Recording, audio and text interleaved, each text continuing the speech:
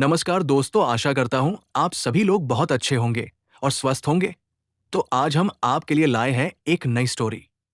एक छोर पर बहती थी एक शांत नीली नदी, जैसी किताबों में होती है, पर असल जिंदगी की वो नदी बहुत कुछ छुपाए रखती थी। उसी किनारे मिट्टी की एक झोपड़ी में रहती थी राधा। सिर्फ 13 साल की उम्र, लेकिन चेहरे पर वक्त से पहले आई गंभीरता थी। उसकी मां बिस्तर पर बीमार पड़ी रहती और उसके दो छोटे भाई दिन भर भूख से रोते रहते।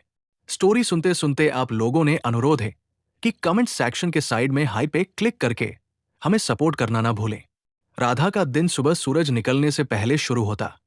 कुएं से पानी भरना, मां के लिए जड़ी बूटियों का काढ़ा बनाना और फिर खेतों में मजदूरी के लिए निकल जाना। स्कूल कभी गई नहीं, लेकिन जब भी गांव के स्कूल के बाहर से गुजरती, उसकी आंखें कुछ पल रुक जाती, जैसे सपने चुपचाप बुला रहे हों। गांव के लोग राधा को साहसी लड़की कहते थे, पर वो जानती थी ये साहस मजबूरी की देन है। भूख में जीना, गरीबी को हर दिन झेलना, दूसरों के ताने सुनना, ये उसकी दुनिया थी। लेकिन उसी नदी ने एक दिन उसकी जिंदगी की दिशा बदल दी। वो अगस्त की एक सुबह थी। आसमान में हल्के बादल थे और नदी का बहाव आम दिनों से कुछ तेज। राधा कपड़े धोने नदी पर गई थी। उसके हाथों में साबुन झाग बन रहा था, लेकिन आंखें बहते पानी को घूर रही थी। तभी कुछ अजीब नजर आया। पानी में कुछ बह रहा था, जो किसी लकड़ी या पत्ते जैसा नहीं था। कांच की बोतलों के बीच कुछ चमक रहा था। एक चमड़े की पुरानी डायरी, भीगी हुई पर अब भी बंद। राधा ने दौड़कर लकड़ी की डंडी से उसे खींचा। डायरी के कवर पर कुछ भी नहीं लिखा था, लेकिन जैसे ही उसने पहला पन्ना पलटा, वहां एक नाम लिखा था, शालिनी। राधा ने वो डायरी चुपचाप अपनी झोली में रख ली और जल्दी घर लौट आई। झोपड़ी में मां सो रही थी। राधा ने दिया जलाया और पहली बार डायरी के अंदर झांका। उसमें टेढ़े मेढ़े लेकिन साफ अक्षरों में एक लड़की की आवाज दर्ज थी। शालिनी नाम की एक लड़की थी, जो शहर के एक झुग्गी इलाके में पली बढ़ी थी। उसके मां बाप भी मजदूर थे, लेकिन वो पढ़ना चाहती थी, कुछ बनना चाहती थी। हर पन्ने पर उसके संघर्षों की कहानियां थी। कैसे वो अंधेरे में मोमबत्ती की रोशनी में पढ़ती, कैसे स्कूल की फीस भरने के लिए लोगों के घरों में बर्तन मांजती, कैसे सबने उसका मजाक उड़ाया, लेकिन उसने कभी हार नहीं मानी। राधा के लिए ये डायरी केवल किसी की कहानी नहीं थी, ये एक खिड़की थी, एक रास्ता, एक भरोसा।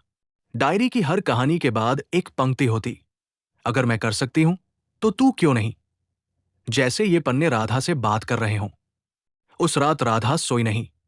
वो जागती रही, आंखें खुली थी और मन सपने देख रहा था। उसने खुद से वादा किया, अब मैं भी पढ़ूंगी, मैं भी कुछ बनूंगी। अगले ही दिन वो गांव के स्कूल के मास्टर जी के पास गई।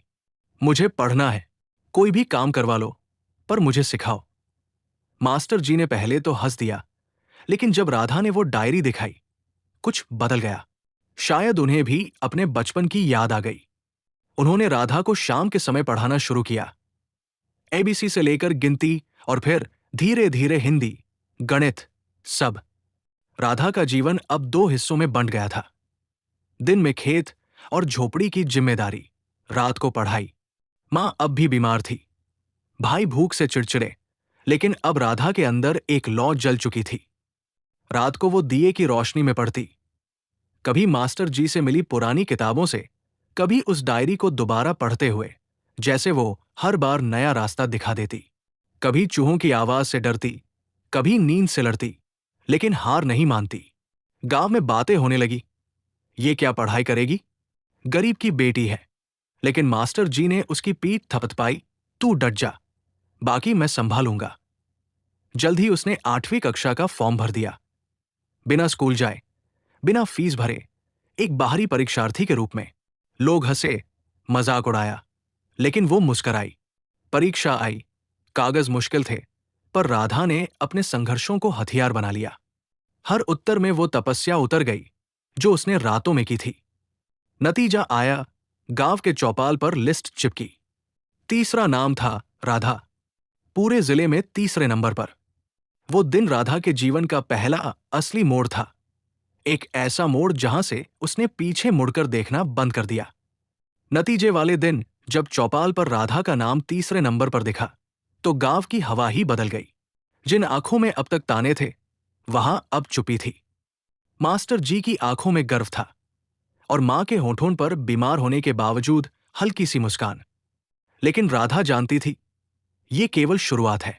उसे अब 9वीं में दाखिला लेना था और इस बार स्कूल जाना जरूरी था। लेकिन पैसे, यूनिफॉर्म, किताबें, कुछ नहीं था। मास्टर जी ने एक सुझाव दिया। जिला विद्यालय में एक योजना चलती है, गरीब और मेधावी छात्रों को छात्रवृत्ति। तुझे वहां जाना होगा, खुद बोलना होगा। राधा ने एक पुरानी साड़ी पहनकर अपने हाथ से सिले कपड़ों में स्कूल का रुख किया। वो पहली बार किसी दफ्तर में गई थी। वहां के क्लर्क ने तिरछी निगाह से देखा। कागज कहाँ है? बैंक खाता है? जन्म प्रमाण पत्र है? राधा को कुछ नहीं मालूम था। वो लौट आई, आंखों में आंसू, पर दिल में गुस्सा नहीं, सिर्फ और ज्यादा हिम्मत। अगले कई दिन उसने गांव के प्रधान के पीछे दौड़ दौड़कर दस्तावेज बनवाए, बैंक में खाता खुलवाने के लिए घंटों लाइन में लगी रही और आखिरकार एक हफ्ते बाद उसे जिला विद्यालय से कॉल आया। वो छात्रवृत्ति जीत गई थी। अब राधा ने पहली बार स्कूल का यूनिफॉर्म पहना। उसके पैर कांप रहे थे, लेकिन आत्मा नाच रही थी। किताबें उसकी नई दुनिया बन चुकी थी। शाम को जब वो लौटती, मां के हाथ में अब उसकी कॉपी होती। ये क्या लिखा है? मुझे भी सिखा। छोटे भाई अब किताबों से खेलते थे। झोपड़ी में अब भूख से पहले उम्मीद जागती थी। लेकिन जिंदगी अब भी आसान नहीं थी। शहर जाने की और बड़ा सपना देखने की जो शुरुआत हुई थी, वो डायरी अब भी उसकी राह में जलती मशाल थी। राधा अब हर शाम अपनी किताबों के साथ साथ वो डायरी भी पढ़ती थी। कई बार पढ़ने के बाद भी हर बार कुछ नया मिलता। एक दिन डायरी के अंतिम हिस्से में एक पन्ने के कोने में एक पता लिखा था। बेमन से, छोटा सा, 2037, सरोज नगर, लखनऊ। राधा की सोचने की दिशा अब बदल गई। क्या ये शालिनी का पता है? क्या वो अब भी वहां रहती है, वो जो इस डायरी की लेखिका है? क्या उसे पता है कि उसकी कहानी ने एक और लड़की की जिंदगी बदल दी? राधा ने फैसला कर लिया, एक दिन वो उस पते पर जरूर जाएगी। पर पहले खुद को इतना मजबूत बनाना होगा कि लखनऊ जाकर कुछ कह सके, कुछ दिखा सके। 12वीं की परीक्षा में राधा ने जिले में दूसरा स्थान प्राप्त किया। ये खबर जिला अखबारों में छपी। शहर के एक प्रतिष्ठित कॉलेज ने उसे पत्रकारिता की छात्रवृत्ति ऑफर की। ये वही मौका था जिसकी उसे तलाश थी। लखनऊ की रेलगाड़ी में बैठते समय मां ने उसका हाथ थामा। डरना मत। जो तूने झोपड़ी में कर दिखाया, वो शहर वाले क्या रोकेंगे तुझे? कॉलेज में सब कुछ नया था, भाषा, लोग, माहौल। लेकिन राधा के पास कुछ अनमोल था, उस डायरी से मिली आत्मविश्वास। पहली फुर्सत में ही वो उस पते पर गई, सरोज नगर, 2037। दरवाजा एक अधेड़ महिला ने खोला। बालों में सफेदी थी, चेहरे पर तेज। राधा ने धीमे स्वर में पूछा, क्या आप शालिनी जी हैं? महिला ठिठकी, तुम कौन हो? राधा ने डायरी आगे बढ़ा दी। शालिनी की आंखें भर आईं। उसने धीरे से कहा, मैंने ये डायरी बहुत साल पहले नदी में बहा दी थी। सोचा था जो इसे पाएगा शायद उसे उम्मीद मिले। तुम्हें मिली? राधा ने सारा किस्सा बताया। शालिनी ने उसे गले से लगा लिया। मैंने कभी नहीं सोचा था कि मेरी टूटी फूटी कहानी किसी की जिंदगी बदल सकती है। उस दिन राधा को मां जैसी छाया और गुरु जैसा मार्गदर्शन दोनों मिला। शालिनी अब एक प्रसिद्ध लेखिका और समाज सेविका बन चुकी थी। उन्होंने राधा को अपना संरक्षण दिया, रहने की जगह, किताबें, नेटवर्क और सबसे जरूरी, एक नई दुनिया में पैर जमाने की हिम्मत। कॉलेज में राधा का प्रदर्शन शानदार था। वो अब स्थानीय अखबारों में लेख छापने लगी थी, बाल श्रम, शिक्षा, महिला सशक्तिकरण जैसे विषयों पर। शालिनी उसे पत्रकारिता के हर पहलू से रूबरू कराती रही। उन्होंने कहा, कहानियां सिर्फ किताबों में नहीं होती, वो हर चेहरे में छिपी होती है। तुझे बस देखना सीखना होगा। राधा ने सीखा कि कलम भी हथियार होती है। उसे अब खुद की आवाज मिल रही थी।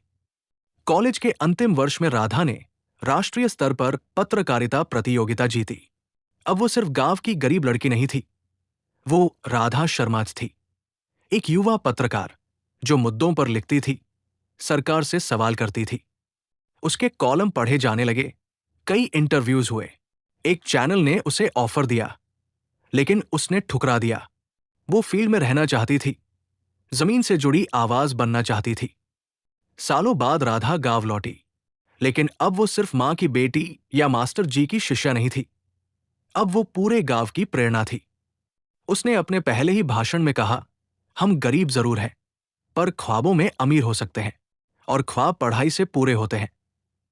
उसने गांव में एक लाइब्रेरी शुरू की, नाम रखा दीप की तरह, उस दिए की याद में जिसके नीचे बैठकर वो पढ़ा करती थी। साथ ही लड़कियों के लिए एक ट्यूशन सेंटर शुरू किया। राधा ने भी लिखना शुरू किया, अपनी कहानी, अपने संघर्ष, अपने सवाल। हर पन्ने में वो अपने जैसे किसी और को आवाज देती थी। डायरी लिखना अब उसके लिए क्रिया नहीं, क्रांति थी। एक प्रकाशक ने उसकी डायरी पढ़ी और तुरंत किताब छापने का प्रस्ताव दिया। किताब का नाम रखा गया नदी की बेटी। किताब बेस्ट सेलर बन गई, कॉलेजों में पढ़ाई जाने लगी।